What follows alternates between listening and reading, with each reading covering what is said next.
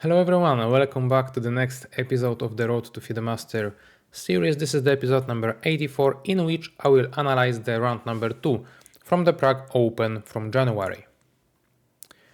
In this round I got paired with one more lower rated opponent but just over 2000 rating mark. I will tell you from the very beginning that for my opponent when he came at the chessboard he got big surprise because he was playing round number 1 with black pieces, and I believe someone just told him that he is playing against me and he assumed that he is playing white.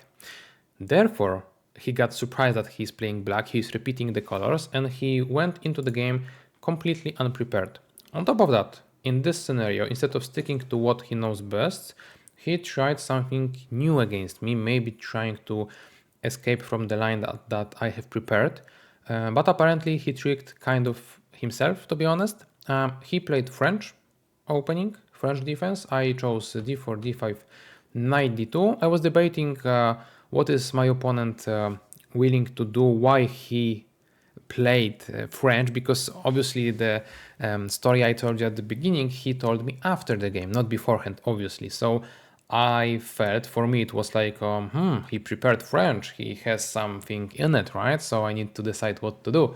But anyway, this was completely different, as you can tell. I played knight d2 anyway, which would be my main weapon, and after d94 he played knight f6, which I knew that is not the best, to be honest. Most likely, most often times you see either knight d7 or bishop d7. Knight f6 is a little bit premature because when I take, which I did, if the queen takes, there are some problems, especially at the lower level. Let's say that sometimes players just simply blunder the queen because it has no escape routes, it's misplaced there. So even though obviously opponent would not have to allow all this, it just shows you that it's not natural development from the opponent. And on top of that, instead of taking with the queen, he took with a pawn. And in here I knew that he had to mess up something because I knew that knight f6 variation exists. It's just the third in the pecking order when comparison to both knight d7 and bishop d7. And on top of that, once you do it, you should rather take with the queen. So thinking that he first of all played this third option and then took with a pawn indicated that maybe he indeed is mixing up something. Only after the game I realized why. At this point though, I need to make a decision how to continue my development. You know, my bishop is free to go somewhere, anywhere, and I could have placed it there or give a check or maybe go here. With the knight, similarly, I can play there, or maybe in some instances a knight e2 might be useful. And only when debating about this bishop, I found one and only square to be useful, and it was bishop e3. And to my surprise, later on when I checked the game with the opening book, this is the most powerful, the best scoring move of all. The idea is that I am, let's say, overprotecting the center, and on top of that I am protecting myself for a longer period of time against the c5 moves, and if so, this bishop feels okay in here. It's not the best ever, but it feels okay. It stops black's usual ideas, and it gives me still the flexibility with what do I want to do with those pieces. In general, I have been waiting for what is my opponent willing to do. If he would play b6, trying to bring the bishop there, not only do I have a check trying to place this bishop there instead of there, and then I can drop it back, let's say, because at this point it would stop both c-pawn from playing and knight from developing, let's say. But also after b6 I might play queen f3 idea with the attack here and there, and the most obvious way of playing, which is queen d5, fails indeed to the fact that the pawn is attacked, and after c6, I mean, I'm more than happy with the position, right? So b6 was playable but somewhat risky. Some other ideas, well, what are them? What are there, right? So my opponent chose a6, trying to maybe stop me from playing bishop b5 indeed once he would go for b6, but since he revealed, let's say, his intentions, I knew what to do. I played g3, trying to put my bishop onto the big diagonal. b6 now makes no sense, but my opponent decided to fight against my bishop with bishop d7, bishop g2, bishop c6, continuation, but as you can tell, he's wasting far more tempos than usually he would. And on top of that, I can simply avoid exchanges by playing knight f3. And after knight d7 castle, I have developed everything. My king is fine. Please don't be fooled by the fact that the g file is semi-open and this pawn is amazing. It has tremendous support. An opponent will not have either time or resources to really put some pressure onto me. On top of that, he has plenty of his own problems, and this setup seems at best strange, right? He would rather exchange the knights for the bishop placements and vice versa. In here, the bishop has no retreat squares and feels much more vulnerable than the knight. The knight in here also is very much limited in terms of what he can do. The other problem of my opponent is where to castle. In here, I mean, it might be somewhat risky with my bishop hitting there and this one being there and there, because I can simply try to push the pawns and win the game like that. This castle does not seem that fun either. So already in here on move number 10, black is having a lot of problems objectively and practically. He's lacking the space, he's lacking the outpost, he's lacking the ideas, targets, like all the good stuff that you normally want to have in the game. He chose knight b6, which was okay decision. I was thinking about, let's say, wasting and using one more tempo with the bishop and playing bishop e4, because at least he would guarantee himself that after further f5 if needed, he would solidify the bishop, he would be waiting for the knight to move, and once it moves sometime in the future, he would be exchanging at least this one good piece of mine, but he went with knight b6.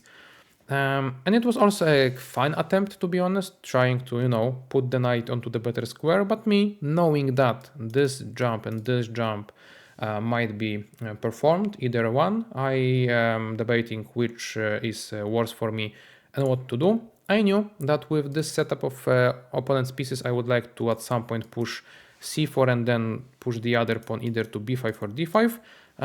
Now the question is how to perform this c4 move. Apparently I don't have such a way, because after bishop b5, unfortunately, I am losing material, so I cannot do it, right?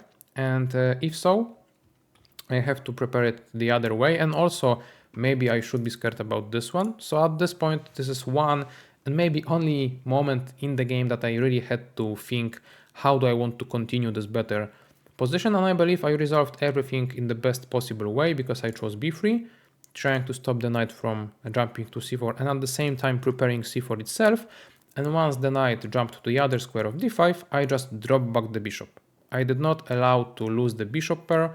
I did not allow opponent to simplify the situation, and he could have tried to still exchange my bishop, but with that move I would be okay, because I can simply take, play c4.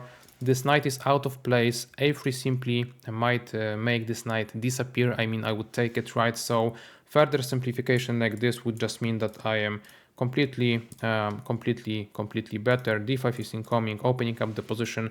Opponent is simply not ready for anything.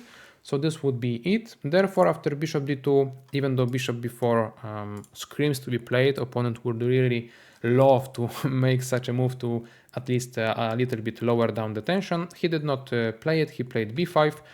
Once more, I would say not the best approach, because it doesn't stop my c4 anyway, because I played it and after knight b6 putting pressure, now queen e2 is fine and protecting everything. And yeah, I have everything. I have development, pressure, center, space, activity, like coordination, you name it. Move number 14, no advantage materially speaking whatsoever, but computer says it's +3, +4 if you would have a greater engine than the one on chess.com or Lichess. I guess and hope it would be already around +5 maybe. So not the ideal scenario out of the opening, but yeah, as I've said, my opponent was unfortunate to not know the real pairings, real color, right? So yeah, how did the game continue? He took on c4, I took back. He pushed the bishop back to avoid d5 coming in with a tempo. I did not rush with d5. I firstly put the rook on the semi-open file to create the battery, and only once the bishop was played to e7, I now chose d5, this is the position that I now give to my students, trying to ask them what do you do in here, and do you go for d5, and if so, please create a variation tree, because variation wise, calculation wise, you would like to know everything about the position, so what's happening. And if not, how else would you try to put a little bit more pressure, and only then go for something specific. So rook a to b1, perfect choice, right? Trying to put the pressure along the b file to the black pieces, but I chose d5, the most direct approach. I felt like I was ready. Not only felt, I calculated everything, so here we go. Opponent has two choices really, to take or not to take, and obviously since opening up the position would be quite deadly already, he cannot really do it. I would be hitting everywhere, getting the piece advantage, if not more. So for that reason, obviously he wants to close down the center, and strategically speaking, having such pawns, this hole in here around the king perhaps and so on, screams like problems. And on top of that, I decided to not go for the strategic route. I went for the tactical route, knight e5, crashing through the position. Obviously he has to accept, otherwise he is just losing material without any meaning to it. So he took, I took, I'm hitting the rook, and the rook has to go away. Rook f8 seemed unnatural, even though I spent some time trying to decide what to do in here. I would play bishop g5, trying to put the pressure, even though the rook is trying to help with f6 move, because it seems like there are two defenders of it. Bishop, to be truth to be told, is simply pinned, so I can take. After takes, I can take, and yeah, no help whatsoever. So rook f8 seemed odd, did not help, therefore my opponent chose rook g8. It's not like it helps a lot, it's just more a natural way of playing, I would say. But still, I went for the bishop g5. The whole idea of mine when opening up the e-file was to put all the pressure I could towards the e7 bishop especially. I decided against bishop b4 because in here knight c8 would be protecting the bishop as of now. And if I would like to go for the bishop a3 move that I showed you guys earlier, connected to the fact that I want to take here and then there, the knight d6 move was a possibility, so jumping away from the attack and blocking the other attack.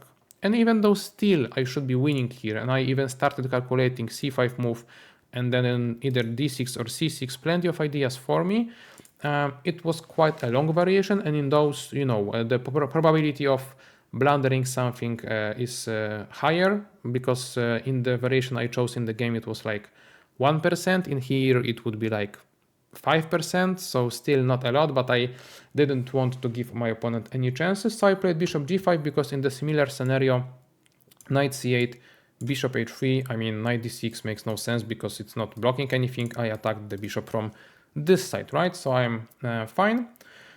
Maybe for this reason, maybe for the other, after bishop g5, immediately my opponent collapsed, in a sense, admitted that he's a big trouble. He played rook takes g5, simply gave away the exchange, I took it back, and he's even unable to try to play queen d7 with the castle, escaping with the king, because already as of now, I have the checkmate thanks to the fact that the bishop is pinned. For that reason, he has no way, no time to really save the king, and he chose knight takes c4. If not saving the king, at least he's trying to grab my pieces. And yes, I could have gone for maybe something objectively better, but practically speaking, I spotted the idea within a split of a second and I just went for it. I gave the check, bishop cannot cover because it's pinned, king d7, and even though I might try to give a check like this and try to, get king into the center, I decided I don't care, I don't want to calculate. I'm winning anyway by quite some margin. I played queen g4, double attack, usual stuff, and already in here my opponent resigned. Practically speaking, the easiest way, and as you can tell, the best way, because my opponent felt helpless anyway. And yeah, crushing queen, amazing queen, easy one. As I've said, circumstances was where the way they were, right? So my opponent didn't know that he's playing black. He got surprised by himself mostly in the opening, and then it was rather an easy game, and I will happily take it. 2 out of 2 to start the tournament. Very nice, very nice. And yeah, that's that for this game. I hope you liked it. Short one, nice one, aggressive one. 3 times yes if you said yes to, please remember to leave a like. And with that, I'm leaving you here. Have a good weekend, and we'll see each other on Monday for the further analysis from the tournament. As for this one, that's it. Thank you all for watching. Bye bye.